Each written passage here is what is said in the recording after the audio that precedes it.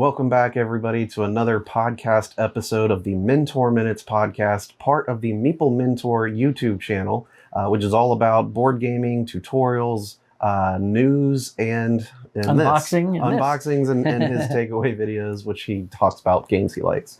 So this podcast episode, I think we're on number 26. Wow. Can you believe that? Can't believe we already broke 25. That's awesome. I know. We're doing well. Rocking and rolling. It's been almost a year.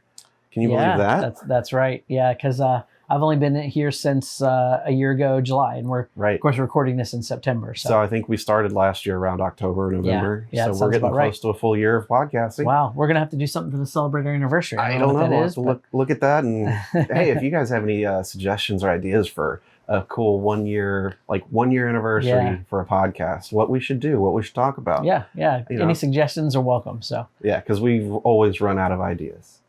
Very true. Very true.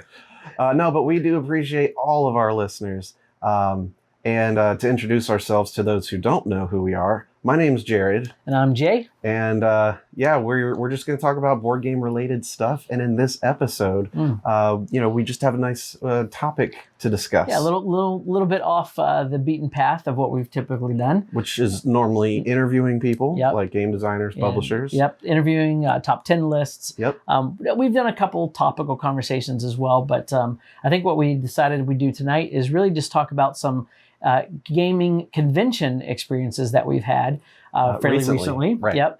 And also give you our impressions of those conventions, some of the interesting games that we played, and just kind of overall give you an impression of what it was like to be there. And this is kind of convention season. Gen Con just ended, and Essen Spiel's coming up in just a few weeks. Yeah. So we thought this would be a good time to share the two of the ones that we most recently went to in the past month.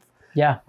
Not Gen Con, but cool stuff nonetheless. So stick around. Yeah. I think we'll have Jay talk about his his convention experience. Yep. And then I'll share what mine was. We went to different things. Yeah, we did. Yeah, and we both had gone to a convention together earlier in the year, but I think the thing that was so great is that conventions are actually starting up again. Yeah. And it just felt so good to be with other people in this hobby that we really love. Instead of Jay. With other people. Other people is better than it's not you, it's me. What you have. It's me. It's not you. But just to get together in a group of like-minded people, having a good time, and conventions are just a great thing for that. So so I guess I'll start out and so where were you? How long was it? Yes. All that stuff. Yeah. So I was able to attend the Dice Tower Retreat, which is a smaller convention that the Dice Tower puts on. They're actually doing a couple of those a year now. And that was in Miami. It was a 5-day convention with about 215 people altogether. And were you there the whole 5 days? I was there all 5 days. I didn't get a chance to... Actually, let me take that back. I actually left Saturday evening. I didn't get a chance to stay there on Sunday. We were doing a thing with my church. So I came back a little bit early, but I definitely got the full convention experience. Sure. So it took place in Miami. We were at the DoubleTree Hotel, which is very close to the airport. So for me, I didn't even need to rent a car or anything, which was great. Did you walk there? I didn't walk there. I took a shuttle. I could see you like walking down the roads of Miami, like with a luggage. Like thumbing it. Yeah. Like full of just clothes and games. Yeah, Dice Tower bust, something like that. Yeah, buttons on your hat and everything. Waving a flag. Yeah. Nobody would have picked me up. It's like the NASCAR crowd. Not at all. It was a lot of fun. I flew in. The good thing is I'd build up. I used to do a lot of travel with my job before COVID, so both my flights were free because of my points, which was great. So I really just had to pay for the hotel and then pay for the ticket. So this retreat is really focused on pure time gaming. They don't have any vendors there, so you're not buying any games. They do arrange individuals will arrange like a trade type thing. Where you can, like a math trade, or not a math trade, more like you prearrange the sale ahead of time using like BGG. And then when you meet up, you actually just do the game exchange there. So the Dice Tower allowed for that. They didn't, take a portion of the money or anything like that. That's nice. But it was really, really cool. And Tom Vassell, who is the president of the Dice Tower, he arranged some other kind of neat stuff too as part of the convention. One of them was he had some games for sale that were like extras that didn't exist in the Dice Tower library. So they were like his collection that he didn't want? Yeah, they were like his collection. So he was selling, and he was also selling some pretty rare things. Like he was selling like play mats for like Blood Rage and Rising Sun, which are really hard to find. He was, selling a bunch of different games as well, but those were also prearranged, Well, the Dice Tower and, Tom, these are guys that are sent pretty much every game produced. Yeah. And so, I mean, you just can't keep them all. Tons. And what Tom really loves about the convention is it's close to where the Dice Tower studio is, which is in Homestead, Florida, about 45 minutes away from where we were meeting in the hotel. So even the Dice Tower guys stayed over at the hotel each of the nights too. So they were there early in the morning, and you could play a lot of games with them and stuff. But he loves to show off the Dice Tower library. And this is, it's got to be one of the world's largest board game libraries. I think there were like 2,000 games in the library. And the organization is just fantastic because they have these, they're like bakery racks that have wheels on them that have the different games on different levels of the shelves. And each shelf has a letter, like A through, whatever. And then it has a shelf number. Or no, it's 1 through whatever. And then it has a shelf number that's ABC, whatever. It's like Dewey Decimal.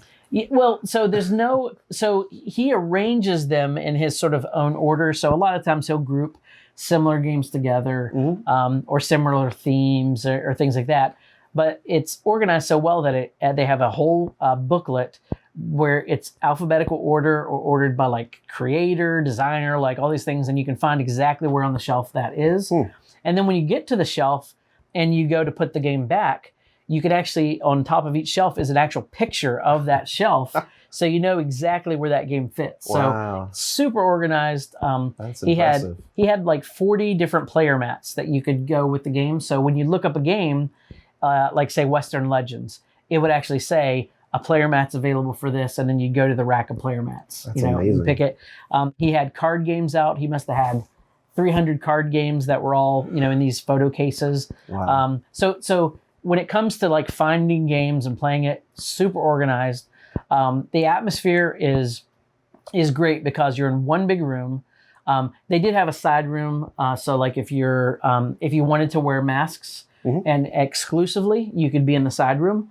Masks were not required, but one of the things I really liked that they did is they did ask that everybody was vaccinated when they came, but you would get a sticker when you checked in on your little name tag, and it would either be green, which meant I'm good with hugs, or it would be, like yellow, or it would be, I think, red. And that meant like keep your distance type of thing. Sure. So it was just a nice visual way to know, like if you're going to be playing and sitting down with some strangers, people you don't know, don't fist bump them or whatever if they're not comfortable with that kind of stuff. Yeah. So that's the overall sort of, the way that the room was organized. What were the hours each day? It was 24/7. So you could literally be in that room all the time.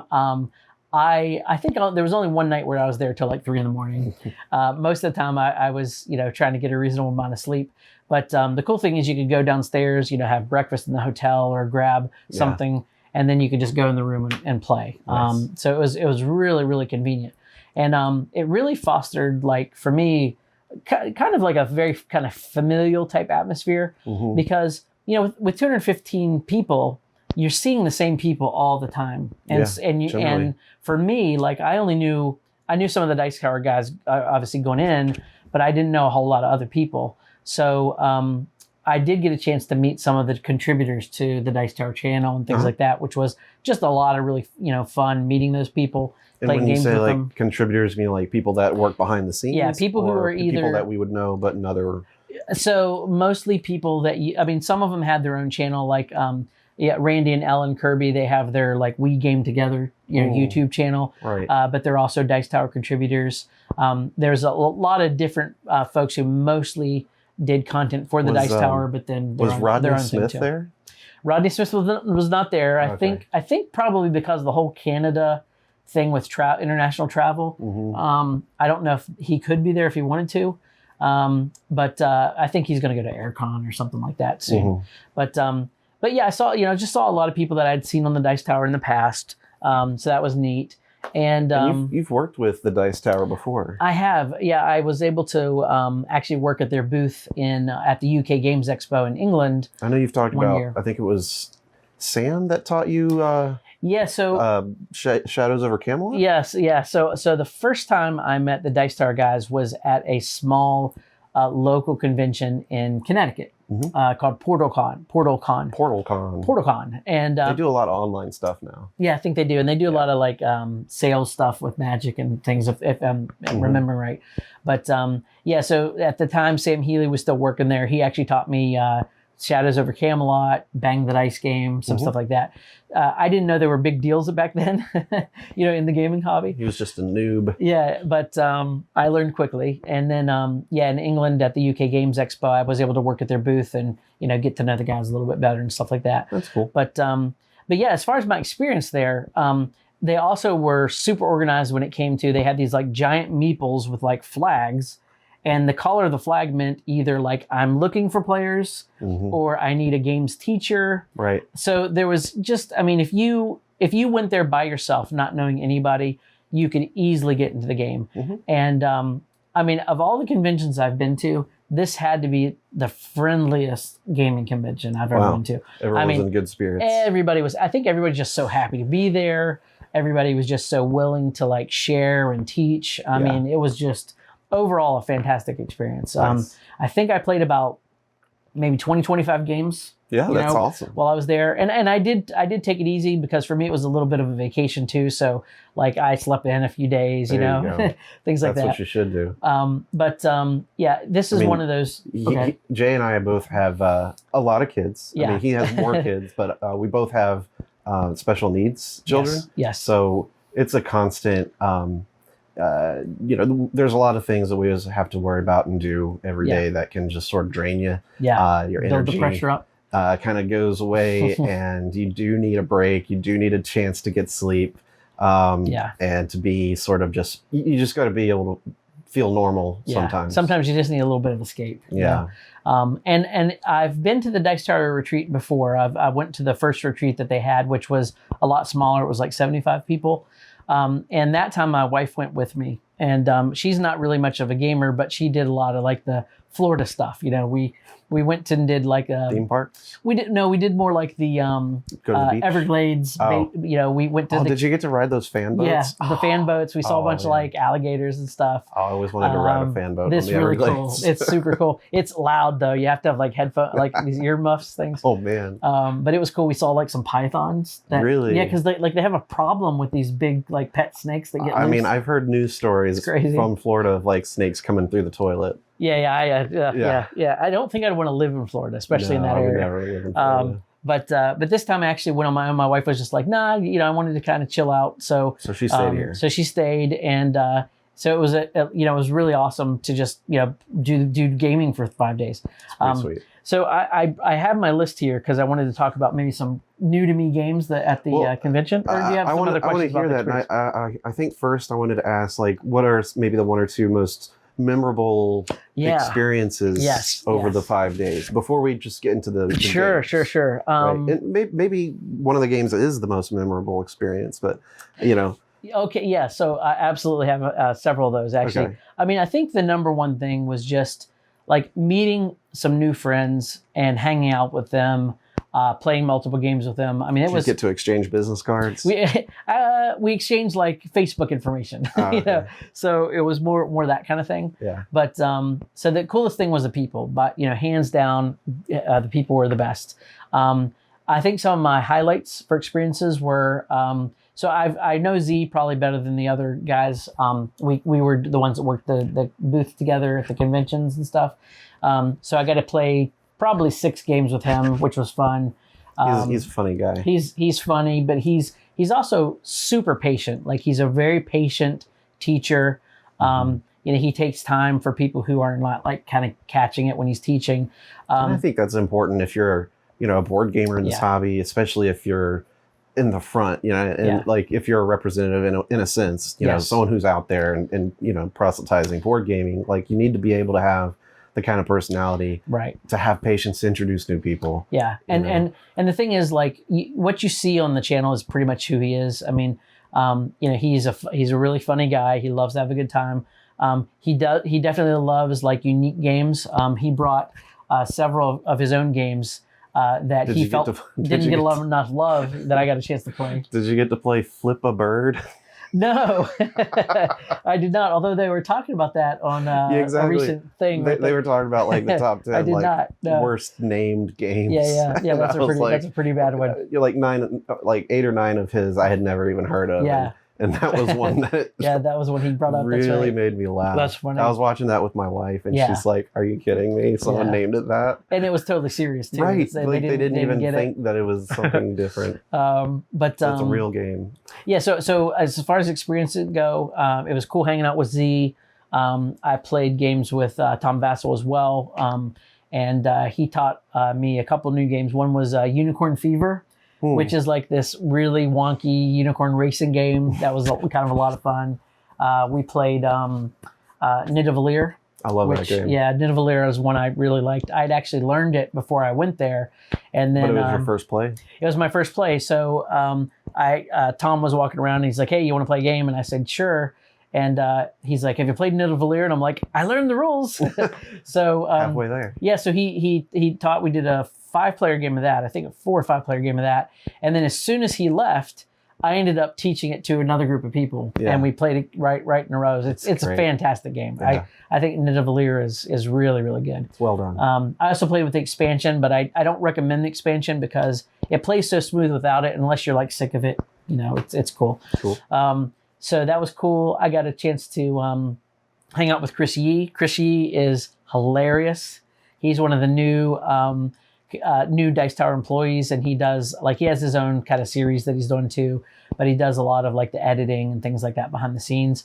I got a chance to meet Mike Delisio. I never got a chance to play a game with him, but he was doing a lot of stuff like with the logistics, like signing people in and all that kind of stuff. But memorable moments. One was with Chris Yee, where we were sitting down. We played Betrayal at Baldur's Gate. So it's a spin-off from Betrayal at House on the Hill, which I'd never played. Oh, yeah? Never. So the funny thing about the game was the person who was teaching it was teaching it to us as if we were like brand new board gamers. So really? Like going really in depth with the detail. And so all of us were like kind of just looking at each other like, you've got to speed this up because this teach is going to be like an hour. Wow. So we dropped some subtle a betrayal game. Yeah, we dropped some subtle hints. And then I think with that game, it was we were just like joking around the whole time, having a blast. I really had a good time playing that game. There's another guy we met too. I was going to say Colton, but I'm totally botching his name right now. All right. But he was another cool guy we played with. And then, well, I'm sorry. I got some more if you want me to keep going. No, this is great. I think it's cool. So let's see. Played Tumbling Dice.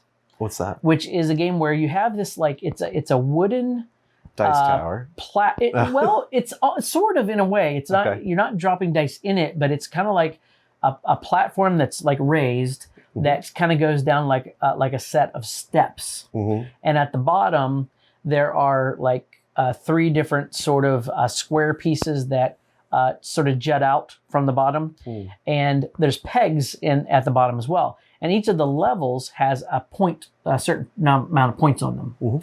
And so what you do is you get a handful of different types of dice, and you roll one at a time, and everybody's kind of going around the table in a circle, rolling one dice at a time. You're trying to keep your dice on the table. Oh, wait. So this kind of reminds me of like cornhole with dice. So, okay, yeah. So you're trying to keep your dice on the table, and then whatever pip is showing, you multiply that by where you landed on the board. So like if you are showing like a 6 at the top, which is a 2, then you get 12 points. But near at the bottom, it's like times 4 times 8 or something like that. And so you're not only trying to keep your dice on the board to get points, but then you're also trying to knock other people's dice off. Right. And you just keep, there was like 20 of us with a ton of dice and just going in a circle around the table, throwing these dice down and trying. So I made it to the last round in the first game, and we had a tiebreaker, which I lost. But that was cool. And then we played another round, which was a lot of fun too. Nice. Another memorable experience is Tom buys key lime pie for everybody at the convention. Really? So they have a key lime pie night where they ship in a ton of pies from this local bakery, and everybody goes through and eats pie, which is cool because key lime is like his favorite, and there's all different flavors. They've got caramel and strawberry or watermelon and different things. One of my free food, can't argue. Yeah, can't argue with that. Another one of my, and this may have been my favorite instance, was Justin Jacobson, who is the president of Restoration Games. They have games like Downforce and Fireball Island. Fireball Island. They did the Kickstarter for Dark Tower. So Dark Tower was there as well, which is cool. I got to watch it, but I didn't play it. You didn't get to play it. Didn't play it, but I got to watch it. It was massive. It was awesome. Cool. But there's another game he's coming out with called Key to the Kingdom. It's not out yet, but it's a family weight game that they're bringing back, and it's essentially a roll and move. But the way that they've redesigned it is you roll a 8-sided dice, and then you have these different like weapons that represent like +1 through like +6 or something like that, that you can use and flip. Like you tap it to increase or decrease your dice rolls. So there's a little more strategic play to how you can move. And the whole goal of the game is there's this like evil like demon lord who's taken over this fantasy realm. It's very much like Shrek. If you think Shrek, like funny artwork, like funny tropes on the different fairy tale genre type stuff. Awesome artwork by Andrew Bosley. Oh, really? Who did Everdell. So the board looks amazing. And you're trying to collect these different pieces of a key. Once you get all the pieces of the key, you get to then fight the demon lord, basically. Cool. And the way the game works is at different parts of the board where you're trying to get these keys, they're like mini dice games. So you might have to roll dice and go in ascending order. So they're kind of press your luck. So my favorite standout moment, and I played this with Justin Jacobson, but also with Randy and Alan Kirby from We Game Together and their friend Chrissy, was I had exhausted all of my modifiers for the dice, and you had to roll one more number than what you rolled the previous time. And it's an 8-sided dice. So my last roll was a 6. So to win, I had to roll a 7 and an 8, like just natural. So my first roll was a 7, and I was like, oh, fantastic, right? That's awesome. And everybody was like, you'll never be able to do that again. And so I did like the no-look dice throw, landed on an 8. No. Yeah, I won the thing, got the key, and I got up and walked around the table. Like it was just a great moment. King of the castle. Yeah, it was the best dice roll I've ever done. But really cool game, so you should check that out. Definitely a good one for families. Key to the Kingdom. Key to the Kingdom. Yeah, it's cool. And are you gonna get a copy of this? Oh yeah. I'm definitely gonna get a copy of this one. We're gonna play this. Yeah. It's fun, and it's fun for kids, but it has a lot of cool like I said, pressure luck dice elements that are fun for adults too. And the artwork is fantastic. Accessible. It also has like a flip board. So like you'll start out with the board, but then if you go into a whirlpool, you'll actually flip over one side of the board and it'll open a completely different section of the map. And so the whole board opens up almost like a extra 2 levels. So it's really I actually have seen some videos of people playing the original. And I do remember that was a big part of it. Yeah, that was actually the thing that they preserved. Yeah, I think that's cool. That was a really unique part of that. Yeah, and it was a ton of fun. It was a ton of fun. Can't wait.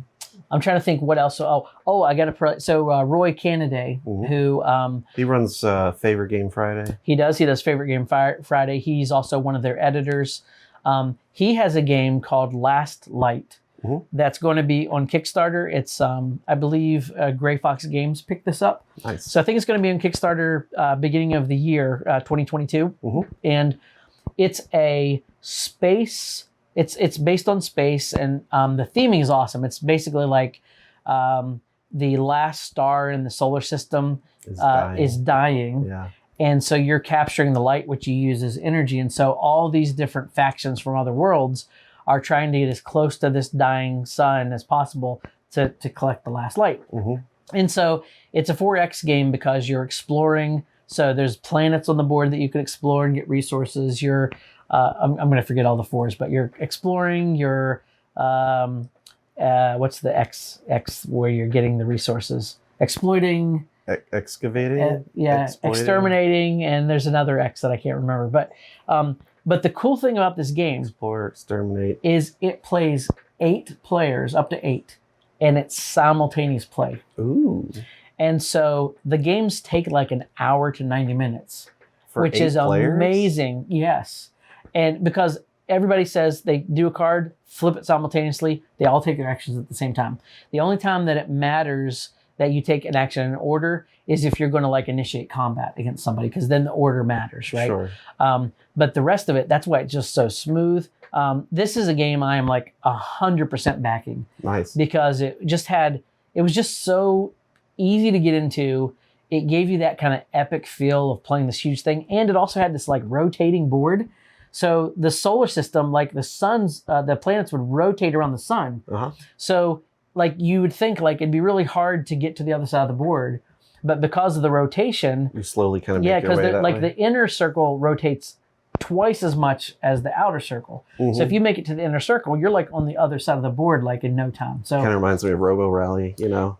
like The factory floor where it can push you along. That's true. Stuff Yeah, like that. yeah. This is, I mean, this is a cool game. Last Light I was super impressed with, and Cool. and this was just a prototype we were Prototype, I'm playing. sure, yeah. But he had 3D printed stuff, and I mean, he had it done up really, it's like really the best well. version you can have at Yeah. this point. Yeah, it was until super, it gets funded. super And, cool.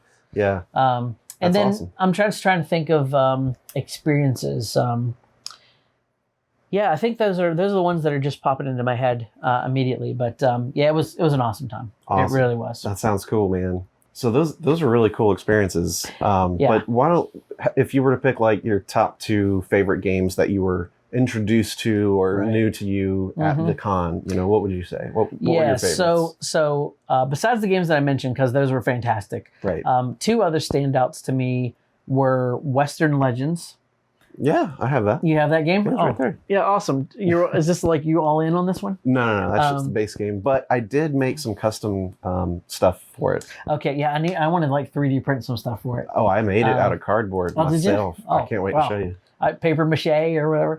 Cardboard and glue. That's some glitter. And I actually took poker chips like that I wasn't using. Yeah, nice. And then printed out the cattle icons. Oh, that's and then great. glued them onto the green and the blue poker chips that I had that I wasn't using. That's a good And idea. then just completely got rid of the little cardboard ones. Ooh, I might have to do that because And then those chips are so small. And then I made a cardboard holder for the chips. Okay, This is like chip holder. Very cool. I'm gonna have to check that out because I'm get some ideas from you. Can't wait to show you. Yeah, this is a cool game. It's a sandbox game. So it's set in the Old West, the Wild West, and the primary mechanic is you're using cards that are poker cards. Mm-hmm. Your typical set of poker cards. Standard deck. But they also have actions on them too. So you can either play the cards in an actual poker game, which is neat to get points, or you can use the actions on the cards, or you can use the cards to do combat. I mean, the cards really run a lot of the game. But because it's sandbox, I mean, what you're doing is you're either running up on like a martial track, so you're doing like good stuff, or you're on like a wanted track. And although you don't win the game by those, that's the way you get these legendary points. You know? You want to go high on either one during the game. Yes. But at the same time, you don't really want to end the game being too wanted. Yeah, there's some... The thing, too, is you can also switch between the two, depending on what happens. You can, like, pay your debts and stuff. And, yeah, you can get arrested. But if you're wanted, then the other people who are marshals can go and hunt you down. That's right. And So collect bounties. Yeah, because as you start to move up high on these tracks, then... you start getting ahead when it comes to these legendary points, and because you're the legendary outlaw, Yep. And so then all the other players want to come after you. But it's so neat because you can choose to do just all kinds of cool things. Like you can do a duel against another player. You can arrest bandits. You can rob a train. And the bandits are pretty much the only AI or Yeah. board The banner game. and the there's a sheriff too. Similar. Yeah. He just kind of has his function, and then but as far as like people that you can like really interact and like try to capture and attack or whatever, or be attacked. But it just has a lot of, you can rustle cattle, you can wrangle cattle, you can do all these things, you can rob the bank, and you can play poker, and you can play poker. And so I did play with the expansion, but I ended up buying the game afterwards because I liked it so much. And I didn't buy the expansion because it has a couple, actually. Yeah, it does. To me, the experience I wanted is small enough to where I think it plays well like it is. The game supports 6 players, which I played, but that was a long game. It was like over 3 hours. Right. So I think the sweet spot is 3 or 4 probably. Yeah. But yeah, Western Legends was definitely a standout. That's one I bought. The other one was a party game by the same folks, the same publisher, I should say, that did Just One. Oh. And this game's called So Clover. Oh, I almost played that. Yeah, So Clover. Almost played that. It really is kind of like a mix of like code names and Just One. Yeah. That's how I would describe it. Without taking too much time, everybody has this dry erase board that's shaped like a 4-leaf clover. Right. You also have these square cards that have a different word on each of the 4 sides, and a hole in the middle of the card that you actually are going to stick on this clover dry erase board. You're actually going to put 4 of the cards on the board, and you arrange them in like a square pattern. So you have two of these square cards on top of 2 others, and so the leaves of the clover basically overlap 2 of the words on 2 of the cards.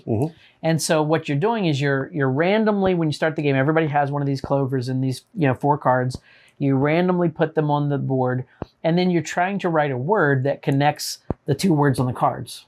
Right? Like you're given a clue that would make someone think both words. So it might be. I can't make something up on the fly, but it might be something where you have like grave and robber, and maybe you put Halloween or something like that. I don't know.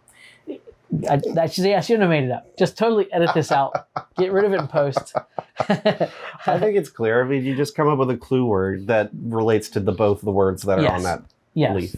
But then the cool part of the game is after you do that, you take all those 4 cards off the clover. Yeah. You add a random card from the deck of square cards. You shuffle them up, and then you hand your board and the shuffled cards to the other players, and they have to try to assemble the clover and the cards it was originally, as you originally had it based on the clues. But each card has 4 words. Each card has 4 words. So you have 5 cards now. So you're talking like 20 words that you're trying to make pairs. And that puzzle of just putting those together and discussing amongst yourselves, because you can all talk out loud and all that stuff. Except for the person who wrote it. Yeah, except for the person who wrote it, who's like stone-faced the whole time.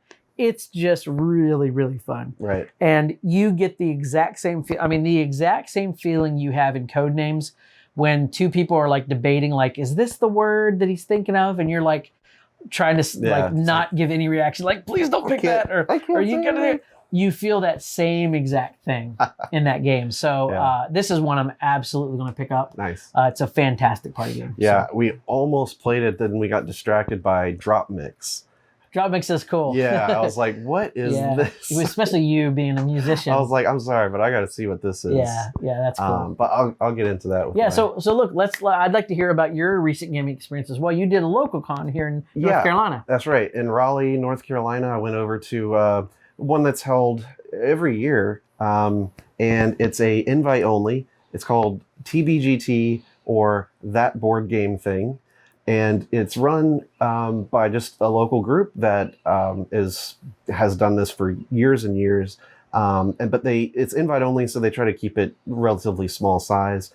And on top of that, because of COVID, they weren't allowing people to invite new people. Right. Because normally you can invite one person, and then there's like a vote on how many people and all that stuff can come in each new TBGT. But they didn't do that at all this year, so the attendance was way down on purpose. So it was probably under 150 people. Okay, so yeah. But I mean, that's still to me that's size, still a pretty big con. Yeah. Yeah. And especially because it's only like 45 minutes away. I mean, that's pretty cool. Yeah. So everyone for the most part was staying at the hotel that it was at the Hampton, and so I had a room, but it was 5 days, Wednesday through Sunday. Okay. Super Just similar. the same type of thing that his was. I want to say it was like the same weekend, honestly. It was either the same or the very next one. Yeah, it was something like that. either the same weekend or like the weekend after the one he was at. Yeah. So I think I was there like I think I left the 9th or something of September. It was the first, maybe the second full week in September is when I went there. Okay, because mine was the week after that. Then. Yeah. So okay. But it was super like close. Back-to-back cons. Yeah. So I didn't do both either. So anyway, TBGT, a lot of familiar faces. I've gone to a few of them. This is like my third one that I've done. But it's also run by the same people who do another local game convention that's also annual. So there's one every 6 months. That one is more public. Like you don't have to have an invitation. Okay. But you just register and pay and, you get a ticket. That one's called Whose Turn Is It Anyway? I've heard of that one. Yeah. That one's really popular, and that one can get into the hundreds and hundreds, which is pretty cool. That one's usually bigger, and they have more vendors and that kind of thing. Yeah. TBGT is smaller, but they still tend to have like Cape Fear Games come from North Carolina Beach and set up like a little selling shop. They also do a flea market on Saturday for people who want to sell their games. That's cool. And sometimes there's like a publisher, or at least there's donated games for either a tournament that's held or for play to win. So as part of the this year, less COVID interaction, less time to organize these things, there weren't any vendors. There was no flea market. There was a virtual one where you could try to like find people online through the, not Discord, but Slack or Discord. Yeah, one of those two. One of those two, yeah. So you can try to sell it that way. But there wasn't a live flea market because that would just get too much people all together. Yeah, market. A big part of that was trying to keep the tables far enough apart that you didn't have to worry too much about being crowded and that sort of thing. They did mandate vaccinations. And because it was in Wake County, we had to wear masks. Okay. So everyone was wearing masks. Yep. So that was sort of the setup. There was no vendor. They did have play to wins, which was really cool. And it was like probably like 30 games that you could play to win. And if you haven't, and you won one. I did. Yep. I did win one. Of course, the odds were in my favor because I played it like 4 times. Oh, wow. Over the course. Now, was that just to win it or because you liked it so much? I actually really liked it that much that I just wanted to keep going with it. But if you haven't heard of what a play to win is, or if you've not been to a convention where that's a thing, a lot of times there's games donated for this purpose. And so these games are available for anyone to play. And when you play it with someone, you write your names down after you're done, and you put it in the box, or in our case it's managed digitally. So there's a website that we can plug in, like the names of people who played the game, and then on that Saturday evening where they kind of have the events festivities, they do the random drawing for each play to win game.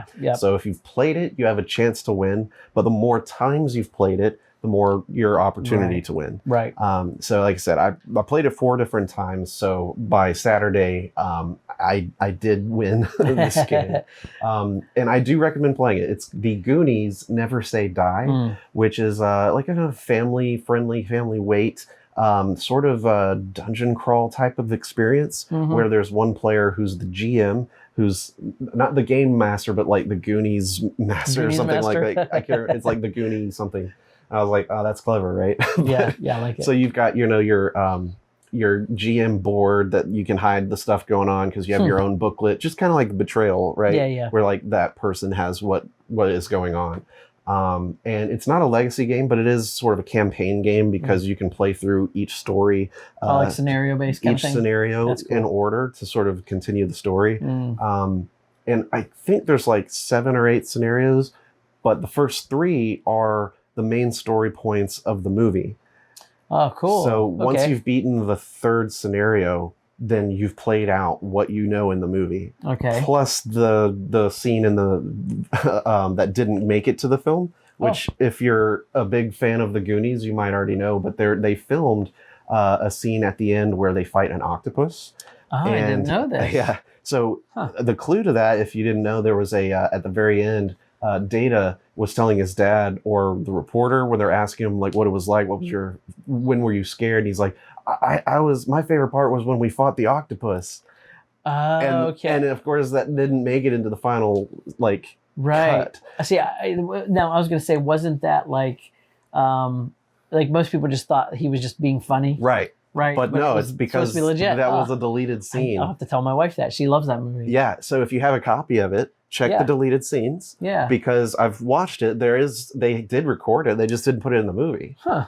Yeah. It's funny. We literally just watched that like 3 weeks ago with the kids. So I'm definitely going to have to tell her about that scene. Got to revisit it. Yeah. If you have the DVD or the Blu-ray or anything like that, check for the special features, deleted scenes. There is a scene with the octopus. Point is, in the game... Yeah, it's also in the game in one of the scenarios. Oh, that's cool. It's neat. But, well, when I looked at the back of that box, it reminded me of Horrified. Like it's by the same company, right? Like Funko Games. Funko, not Prospero Hall.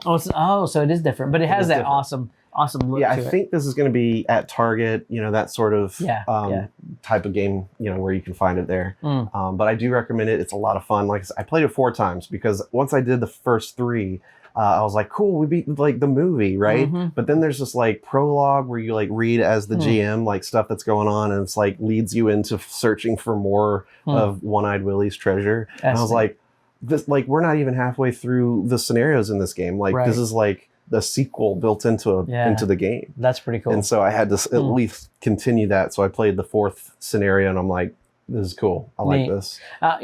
Pro tip, right? With for any of you listening who have ever done Play to Win, sometimes the conventions will actually you can see which games have actually been checked out for Play to Wins. That's right. So if you wait till the last day and you look to see which games have not been played and just play those games, you can get a bunch. There's a lot of times you can win a couple, 2 or 3. And so we did that because again, like it was all done digitally as far as tracking who was winning these things. And so you can see the lineup of all the games and how many plays they've had. Yeah. So you can kind of get an idea for what your chances are. Like your odds are a little bit better. So it's like, if I play this game, I have a better chance of winning it versus this one here that people played 10 times. Yeah. Yeah. It's also kind of a cool way to encourage games to get played that wouldn't maybe normally get checked out too, right? So I will say I did try this game because it was on the Play to Win. That was miserable. Oh, what was it? Windward. Oh, I see this thing on Facebook all the time. I know. This is the ship that sails, that flies or whatever. Yeah. There's like a ship in the middle that like it's like the station dock, and then outside of that there's like these desert lands and then rocky areas that you can't traverse, but you're flying your own large ships and small ships on different levels. So like they can be like on the same, but you can't have 2 of the same in a single the same height hex. Yeah. So you're like going out and collecting like gas and killing these creatures flying around in the air. It has so much potential, and we were all very excited to like try this thing. Yeah, I've seen it at Target too. Right, or not Target, at Barnes & Noble. Yeah. So no one had played it before, and so we're trying to get through this rule book, and it's probably the worst written rule book I've ever seen. That's just ruins the whole thing. Yeah. And we're literally just reading it out loud, cover to cover, to everybody, and I'm like, so does anyone understand what we're doing? Oh boy, it's one of those. See, now you're gonna have to do a tutorial. No way, because we spent like an hour just trying to like get to a point where we could play this, like rules understanding wise, and it's not a complicated game. It's just really badly explained, and so I think I was the first player, so I had to turn, and I'm like, okay, so I guess I can do this, but does that mean I can do this and this, or do I have to choose one of these? Can I use both of these guys? Is that one action or is that 2 actions? Wow. Like there's just so much confusion as like, what can I do and what's illegal and like how many actions do I get before it's your turn? It just, none of that was clear. Yeah. But like the miniatures look great, the board looks nice, but it's just like unplayable without like someone fixing the rules. Right. I wonder if there's like BGG's put like a I'm sure there has to be, set or because something. As it is out of the box, I don't recommend it. That's too bad. Now, did you get the sense that you were playing it right at one point, or are you still like, here's the thing, I don't even know if I played it right? We spent so much time on the rules, and I had a turn, and then the next 2 people had a turn. And at that point, it had already been like so long, and I'm like, you know what? I don't like this. Wow. I just threw it out, and I'm like, I'm not into this. Everyone else was like, I'm not either. Same thing. Wow. I'm just not. Like, I lost interest. Well, that's sad because and we would have could have been a stopped. good game. You never know. We're playing a 4-player game, but we would have stopped right there after 3 players, 1 turn. Yeah. But the 4th player, he was like, I agree, but I just want 1 turn. I just want to have like played it. 1 turn. That's fair. That's and I'm fair. like, all right, fine. He does this thing, and I'm like, so We good? are we done? He's like, yeah, let's go play the Goonies. Yeah, Like, that's funny. Like now that's, so did you end up going with people you knew already that had been there before, or did you just do a solo thing? Well, I went with our mutual friend Jason. Okay. We split a hotel room, but because I'd been to a lot of these before and it's local, I knew probably like 30-40% of the people there already. Yeah. So, a lot of this was like, hey, I remember. Hey, how are you? Good to see you. Hey, remember when we played this last year or whatever? Yeah, that's cool. So it's a little bit of that, and that's pretty cool. And I also found that as, I'm now have this YouTube channel, like more people who maybe I didn't even know, like recognize me, and they're like, hey, you have that channel now. And it's like, yeah. He's like, cool. Okay, like, that's neat. It's a little bit of that. Yeah. I'm sure that's always surprising when somebody recognizes you that you've never met before. It shows that you're getting some reach. I guess. I mean, it's kind of cool, I guess. Yeah. Well, now, so you talked about a game that you really didn't like. Yep. So what the about Goonies a was great. standout? The Goonies was great. I already explained that one. The Windward, not great. Yep. I also got to learn Coffee Traders, which I was really excited about. I heard good things about this. Yeah. Heavy Euro game about making coffee of like 6 or 7 different types of coffee. I think the 7th one's like a wild coffee. But you're harvesting coffee, collecting it, and then trying to fulfill contracts. It's really, really crunchy, but honestly, the actions aren't that complicated. It's just there's a lot of phases to go through, and there's stuff that you do in each phase that kind of feels like a different game in some respect. Okay. Because like in the first section, you get 3 to 4 actions, right? And you use these cues to just track which, when you're done taking these actions. But there's only like 4 you can choose from. So like you're doing 1 of 4 things 3 or 4 times. And then you move on, and then it's like, okay, so now I get this, and I refresh that. And then the next section, it's like, okay, do I want to build, or do I want to send out these other guys to be at the market, like the trade markets, to the different plantations? And so if you're at the plantation, then you're able to collect whatever that plantation's produced, but it's shared amongst everyone who's there. Interesting. This reminds me a little bit of that tea game that we played a while back. Yeah. Interesting. Okay. A little bit like that. You like that one a lot Formosa too. tea? That's it, Formosa tea, It's kind of like Formosa tea, but a lot heavier and a lot more going on. And again, it's coffee. But one interesting thing with that part is that there's only enough spaces for 1 less than the number of players. So if everyone else goes to that particular market, then the other player takes a coin. Huh. That is cool. So that is a neat. I've never seen that before in a game. So it's like, oh well, you go in order, like in turn order, to offer to go into the plantation with a trader, right? So it's one of those also like Lacerda things where after one person does it, everyone gets a chance to follow it. Okay. And so like.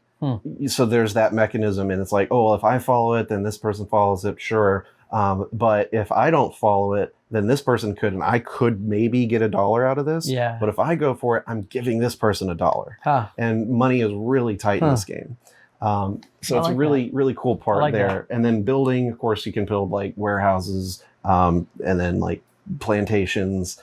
What else? Like storage, and then another one like a production type of thing where you don't even have to have a guy at that plantation. If you have a producing building there, you just get one off the top before like the mill before it's distributed. Right.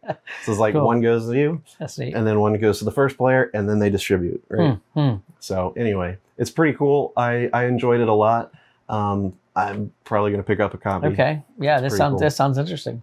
It is a hard one to teach. So if there's a lot of demand and maybe a lot of requests for it, I would consider doing a tutorial, but it is going to be a long tutorial. Yeah, sure. It's a great game. Now, you must have played like a ton of games while you were there. Any other ones that just sort of stood out above the rest, or maybe ones that you played that you weren't sure? You weren't expecting it to be great, but then it ended up meeting your expectations? Let me go back to another play to win that I was actually really impressed with, and you're gonna love it because of the designer. Okay, it's good. Is it like a Knizia, a Katala, Eric Lang? Lockett? Oh, I love Ryan Lockett. Yeah. Yes. And the artwork on this is also really, really nice. Okay. Is it a small play, like a small game, it's a small 2-player box game? type game. Okay. Up to 4 players. Yeah. And it's called Rome. ROA. Yes. Yes, I've seen this game. Not Rome the city, but Rome like travel around. Yeah. Okay. At first you're like, what is this? Like, I mean, I don't see what's going on here. But once I was playing it, I was like, there's a lot to like here. Like, it's really fun. There's a lot of strategy. But it's also pretty light in a sense. Is this the one that's kind of like an abstract game? Okay. All right. So I think basically the game starts with like, everyone's got a set of, I think it was like 3 or 4 cards that are identical and have the same power, which is like where you place your cubes, your squares. And you flip them over. Like you flip one when you do that action, and then once all of them are down, you can flip them back up, or you can pay money equal to however many are still face up to flip them up. That's cool. So you can do that, but money can also be spent to buy these artifacts, which are also one-time use until you refresh. And these artifacts let you do better moves or just different stuff to affect where you can place your cubes. But the reason you're doing this, there's these 6 cards laid out, and there's always going to be 6. So when one of them goes away, another one comes in. And the backs of these cards have a grid of 2x3. And so these connect together to make a whole, square grid. And from that, everyone is facing it from a very specific angle. Okay. So, you're facing this one, the next player's facing it that way. And so your cards have a pattern on them the of where you can place. The match. So the orientation of how you're facing it is where that card lets you place on those available spots. Manhattan is a game that does this too. I really love that mechanism. It's cool. I think it's Onitama. Is that the one of it? Onitama. Oh yeah, same exact thing, right? It gives you like the grid like of the way you can move. You have a grid. You have sort of like a pattern of how you could place things. And as long as your pattern would fit inside of the grid, you can place it on any empty spot that's available for that pattern. Right. That's cool. Yeah. And so once a card has 6 cubes on it, because there's only 6 grids, that card then goes to the player who placed the most. So like area control or area majority. Right. There's also one-time coin bonuses. So if you place one of your cubes on a grid space that has money on it, you collect money immediately. So that's one way to get money. But if there's a tie for majority on a card, then those players bid, and you can only place one bid starting with the first player, and you have to bid higher if you're going to bid. Right. So you want to start out high if you really want it. Okay. Right. So if I'm the first player, but I see this other person has like $3, I could either bet $3 so he can't win it, or bet less and just hope that he doesn't bid. They don't want to go outbid you. Wow, yeah, and I mean, Red Raven has great production quality, and you said this is just a small box game. Small box, just like Lost Cities or Just One or something like that. I might have to just pick this one up. It's really good. If I see it, I'm gonna probably get it. I was gonna say that one definitely fell under the radar because. There are 2 smaller games that he came out with that weren't like as well known, and that was one of them. Yeah, when you get your card, it's worth victory points, but it's also on the back of it has another way of placing your cubes, like another type of pattern. So now you have more cards to use on your turn to try to place your cubes out. So it just sort of builds on itself. It's really neat. I like the sound of this one. I'll definitely have to check it out. Yeah. Another hit for Red Raven Games. Yeah, Ryan Lockett knocking it out of the park with Rome. So that was one I played a couple times. I didn't win the play win. Yeah, too bad you didn't win that. I didn't win that. But it was really good. I was very impressed because at first glance I was like, I'm not really sure what this is or if I'm going to like this. Yeah. But fantastic. So if you can get it. And is it just a 2-player game or? No, up to 4. Oh, you said that. Okay. Yeah, because you've kind of got 1 player on each side of the that's grid. Right. That makes sense. Right. Well, I'm sure it plays with 2 too as well. Yeah, but I think it does. Probably a smaller. I played Genotype again, which we had played one time together. That was a play to win. Okay. But like everybody was playing Genotype. Sure. So I did not win that. I taught cryo a couple times. That was fun. I played a card game with our buddy Ed called Sub-Astral, which was pretty cool. Okay, yeah, it sounds familiar, but I don't know anything about this. Yeah, one. it's you start with some cards in your hand. You want to collect sets of different. There's like 8 different like suits. Okay. And it's all like different types of plants and animals and stuff. Okay.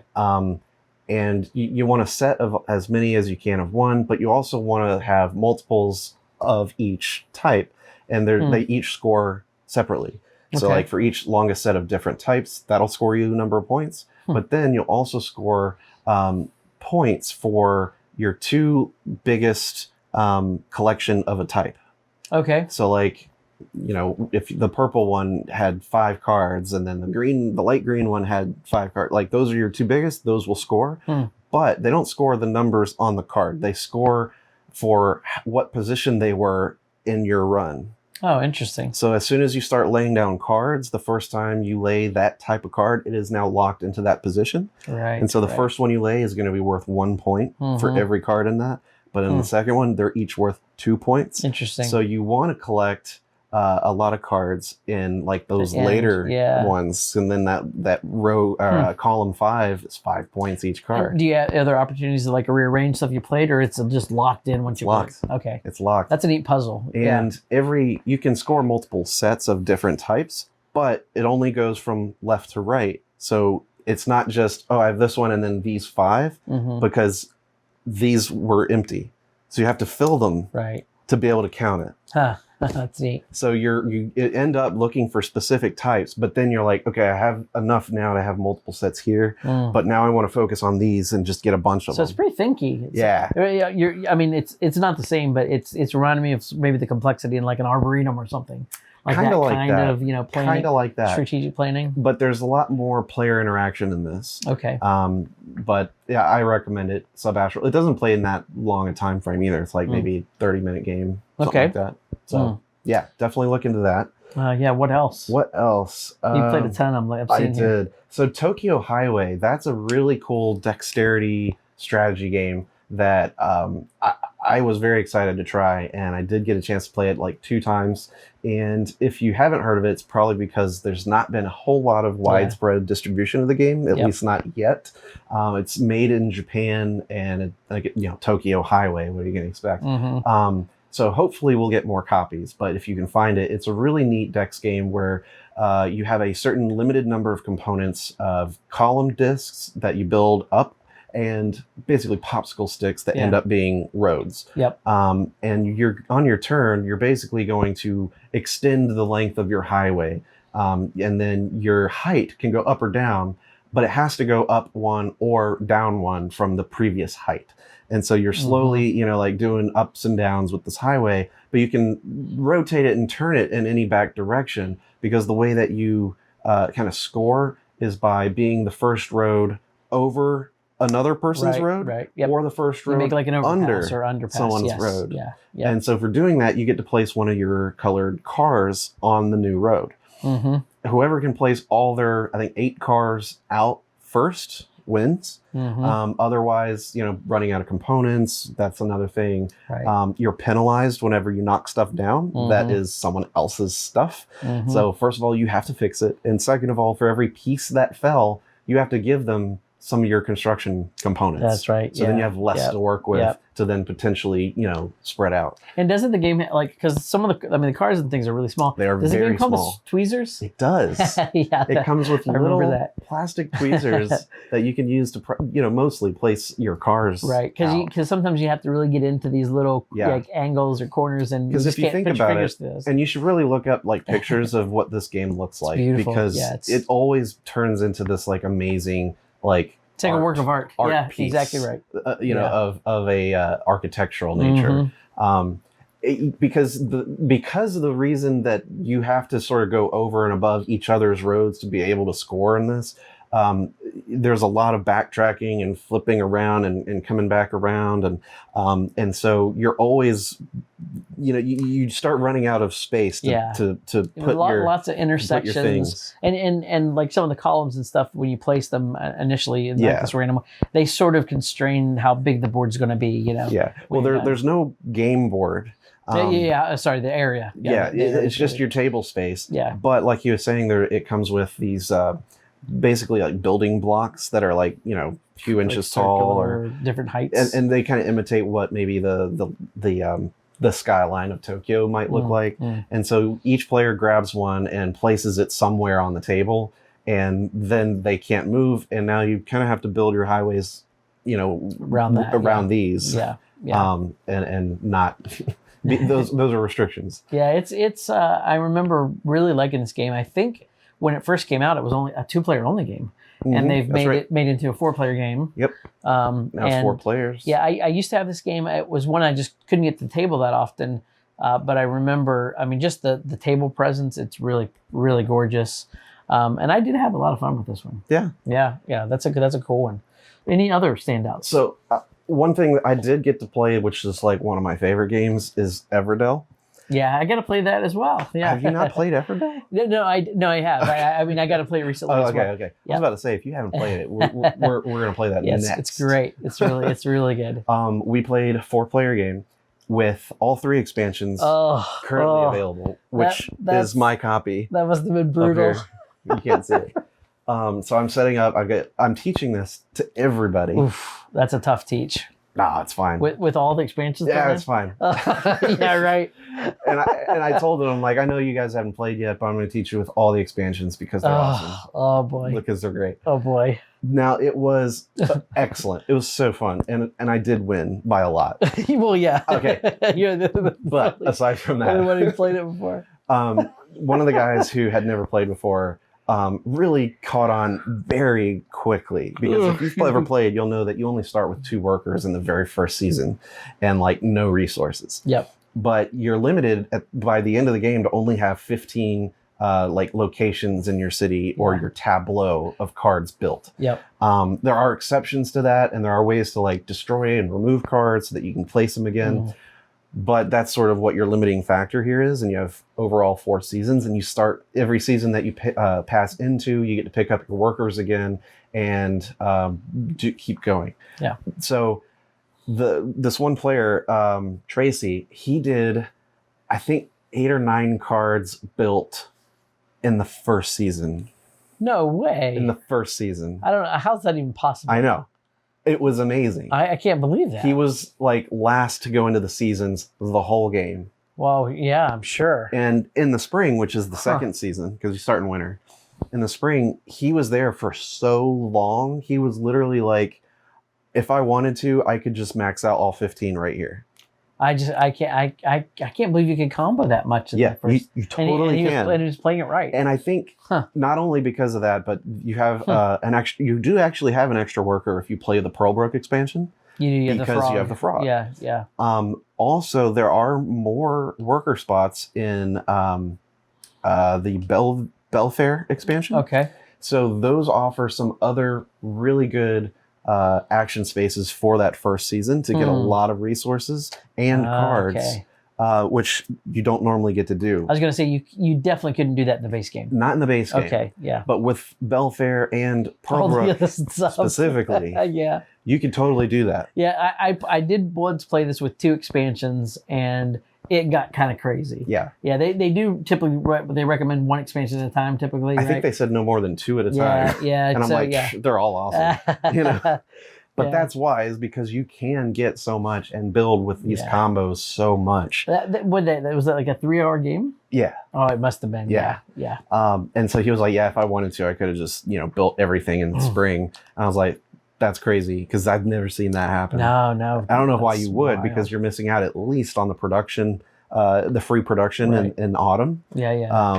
Which might give you more stuff. But it was cool. But everyone started catching on after that, and like we were all like really maxing out our tableaus pretty fast. But I had some really interesting strategies near the final season that allowed me to like build stuff, get the thing, and then like place a dude, remove that card, Yeah. place another one, and then do it again with one of the special cards you get from the Spire Crest expansion.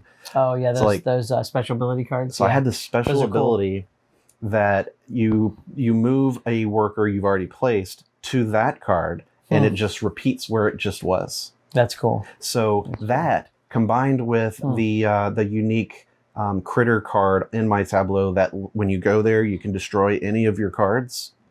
I could destroy 2 per season, And then just and then build keep back. playing them, and then destroy my 2 weakest. That's cool. And then play 2, and then destroy my 2 weakest. Yeah, so and just play keep 2. Mm-hmm. So it's like 6 extra cards you're getting to play for bonuses and resources. I mean, Pearlbrook is like the easiest thing to throw in. It's easy to teach it with just that. Spirecrest is the coolest though. It does look cool. And especially, I love putting the saddles on the big animal we had meeples. Those 3 are big critters in our game Yeah. at that point. Yeah. Oh, and there was one that was really funny that so Spirecrest also adds weather, where during your season, whatever season you're in, sometimes I don't want to even play there's with like that. a penalty that everyone in that season has to adhere to. Yeah. And when I went to the spring, I found a card that allowed me to ignore the weather for the next season. That's huge. Yeah. Which basically gave me a huge advantage because I believe that season you weren't allowed to build from the meadow.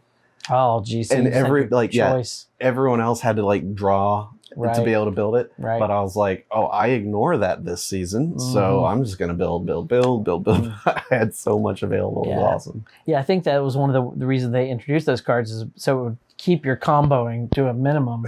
You know, because that game can, like you said, it spiral out of control with multiple expansions, which is I think why they recommend it. But and there are 2 game. more expansions like being made right now. Did you back them? I backed them too. Of course I did. Of course. The only one I've never played is Belfair. It's great. And actually, I really like it more and more because of those starting market spaces. Yeah.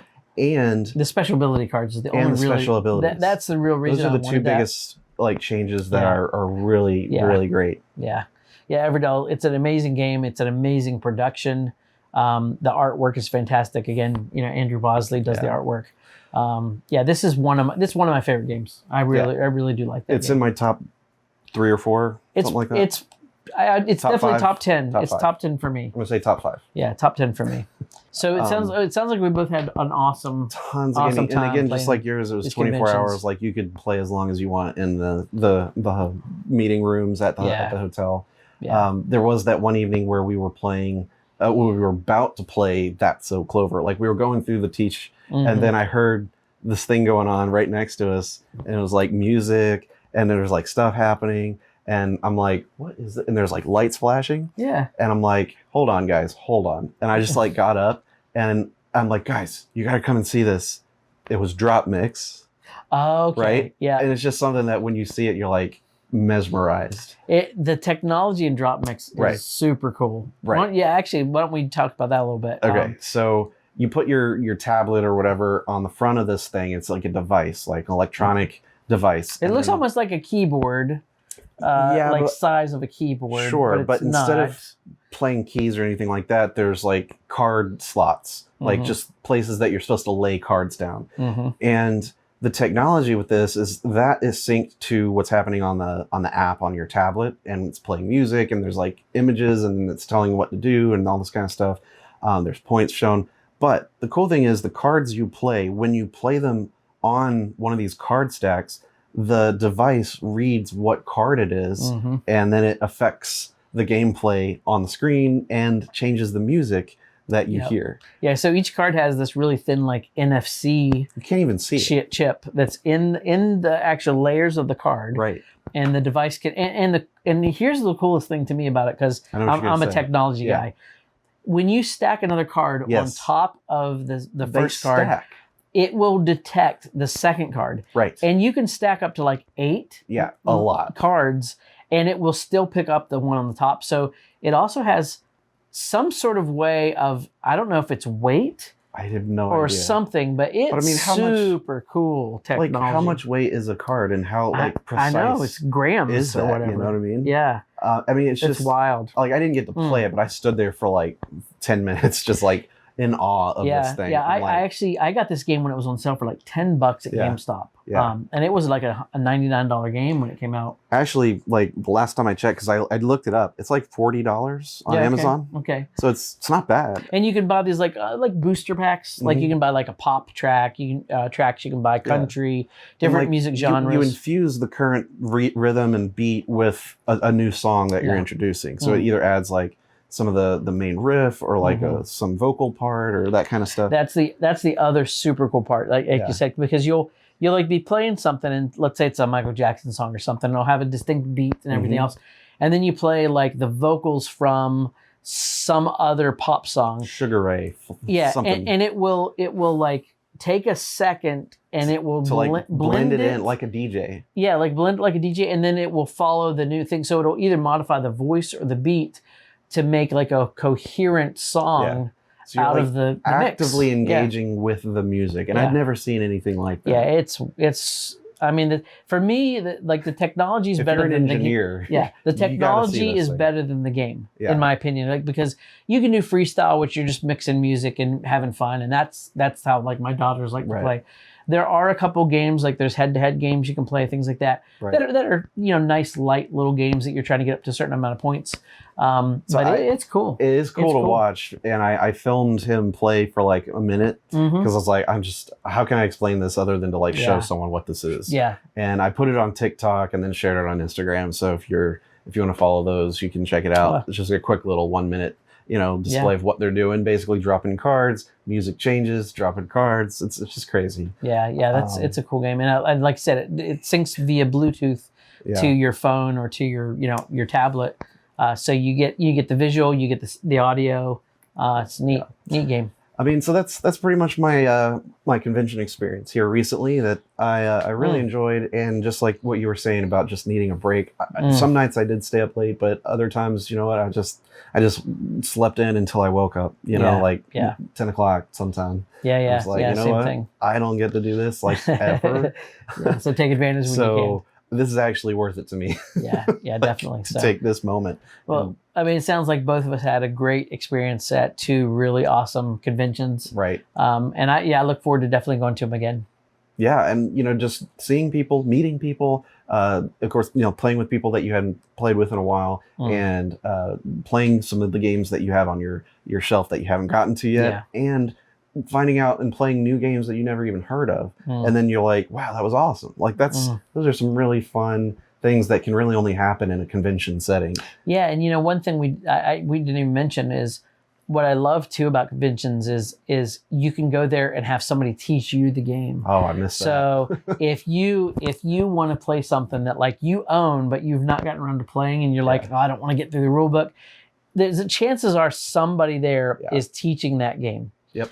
So for me, I love that aspect because it's like I don't have to learn the rules anymore. Yep. And just like what you were saying at the Dice Tower one, that they also have these like stand up like card, not plywood, but I don't know, like art type board, where they stand upright, like an easel. Yeah, kind of like that. Yep. And some of them say looking for players, some of them say looking for teachers, that kind of thing. Yeah. And so those were also really useful, and it's great to have that kind of stuff. Totally agree. For a convention. Funny enough, I was teaching. Well, I was asked to teach The Gallerist. Oh boy. And I haven't played it in like a long time. Oh yeah. And I hadn't read up on the rules. Just say no. No, but I wanted to play. Yeah. And so I was like, sure. Let me finish up this game of Meadow, which is also kind of a cool new game. So then I go over to Gallerist, and they're all looking at me like, okay, how do we play? And I'm like, oh boy. Let me see here. So I was like muddling through it, and then one of my friends comes by and he's like, "Oh, you guys playing the Gallerist?" I'm like, "Could you take a minute and just like explain this part for me?" And so like he kind of took over teaching the rules at that point. That was good. Oh, thank goodness! Or else I was just like dying here trying to get through this. Yeah, I'm not great at that, but if I've not played in a while because it's hard for me to like do it, grab the rule book and like try to teach it from the rule book especially again? a Lacerda game. Come Yeah. on. Oh yeah. I wouldn't even attempt that. But, Yeah. Yeah, that sounds so. Yeah, so we had a great time. Actually, that game I was playing with Chad from Top Shelf Gamer. Oh, cool. Yeah. Yeah, and his wife Marlene. Awesome. So I was like, I want to do this right for you, but man, I feel terrible. Did he have any upgrade? Well, actually, that game has pretty good components the components already, are fine with that. There's not really much to upgrade with that game. Yeah. But actually, it was at that time he was like, "Hey, I want to show you these 4-volume bundles of these tokens that I'm about to go on Kickstarter." Yeah, they're amazing. And so he's showing me, and I'm like, "This is awesome! Like, I love this. The production, like, just everything about this." And you just did a video on these, so you can look at an unboxing and see them. I took these home. I made an unboxing video because these are awesome, and hopefully that'll show up on the campaign page. So if you want to check it out on the YouTube, it's on YouTube channel right now at Meeple Mentor, and then he'll probably link it or embed it in that campaign. Yeah, and it's in October. I just don't know what the exact start date is. Yeah, these components are just like, well, top shelf. I mean, they're amazing components, high quality stuff. Yeah, so and they've got the collections are really, I think they're well done. They're like 4 themed type of collection boxes, and they're volume 1 through 4. Yeah. And each box of this contains 6 different types of tokens that you can use. So. Yeah, and they're really meant to be reusable, right? Like you keep them on your shelf, and then if you're playing a game, you can take them off the shelf, use those resources instead, put them back. So, they're really meant to cover a broad range of. And that's the cool part. Euro I like games. using upgraded components, and so I end up getting like a lot, and for each game, and just putting it in the box. But this concept is also useful because then it's like you're less worried about buying so many upgrades for every game that might need them. You just feel like, all right, well, I'll just need this from that and this from that box. And it's all just handily right there to just pull out for a game that might, be able to use it. So it's a pretty cool idea. Yeah, check them out. Definitely check them out. I'm sure this will fund, and, the components are only going to get better as far as how it's being produced. Because what I have is a prototype. So some of them are like plastic, but they're going to be made metal, things like that. So... I think that rounds it up. I mean, we really had a great time. We're going to do this again. And definitely, if you like this topic, if you like this type of conversation, let us know in the comments. We'd love to come up with some additional ideas to chat about and to mix it up a little bit. But I think sometimes it's cool to just chat for a minute and let people know what kind of stuff we've been up to in the gaming hobby, and what kind of games we've been playing, what we've liked and didn't like. Yeah, and hopefully you have a chance to go to a local convention near you, or one of the bigger ones. And they're out there. Yeah, and if not, maybe you are the one to start it. That's right. You and only you. No, that's not. You can start conventions. Yeah, we're for the podcast. We're pointing at the camera. Right.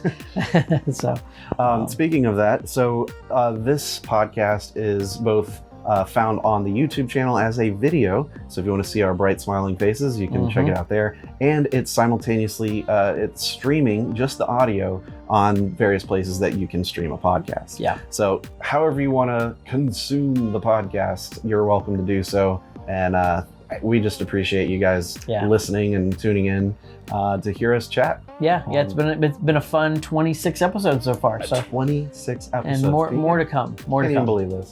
But man, thanks for listening. This has been fun. We'll be back in the next 2 weeks with another episode, and tune in then to find out what we're going to talk about. But until then, I've been Jared. And I've been Jay. See you next time. Catch you later. Bye.